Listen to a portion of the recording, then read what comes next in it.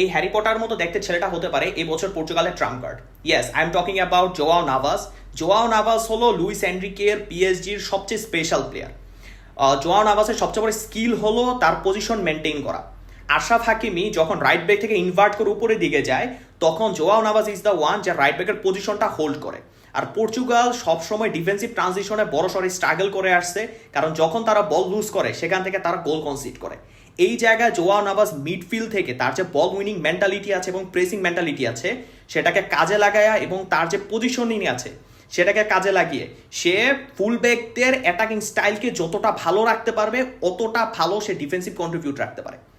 এছাড়া Joao নাভাসের attacking awareness মারাত্মক। যখন আপনি জোয়াও নাভাসের সামনে একটা স্পেস দিবেন, সে সেই ছোট স্পেসটাকে কাজে লাগিয়ে গোল স্কোর করার ট্রাই করে।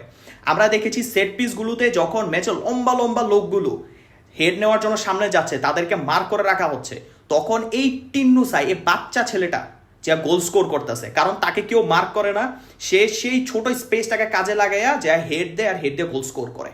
বিতিনহাকে একবার জিজ্ঞেস করা হয়েছিল যে আপনি হেডিং এর জন্য কাকে চুজ করবেন, তো সে চুজ করেছিল জোয়াও নাভাসকে এবং বলেছিল জোয়াও নাভাস মাঠে ছোট হলেও সে মারাত্মক লেভেলের হেড প্রোভাইড করে বা হেডের মাধ্যমে গোল দেয়। সো এই জিনিসটা জোয়াও নাভাসের একটা বড় সড় স্কিল। এছাড়া জোয়াও নাভাস মাঝ মাঠের ভিতরে যেভাবে প্রেসিং করে, তার প্রেসিং দেখলে আপনার মনে হবে যে একটা পাগলা ষাঁড় বা পাগলা গোড়াকে মাঠের মাঝখানে ছেড়ে দেওয়া হয়েছে, যার কাজ হলো জাস্ট বল উইন করা। সো আমি মনে করি পর্তুগালের যে একটা সমস্যা ডিফেন্সিভ ট্রানজিশনে বল লুজ করা, গোল কনসিড করা, এই জিনিসটাকে জোয়াও নাভাস রিডিউস করতে পারে।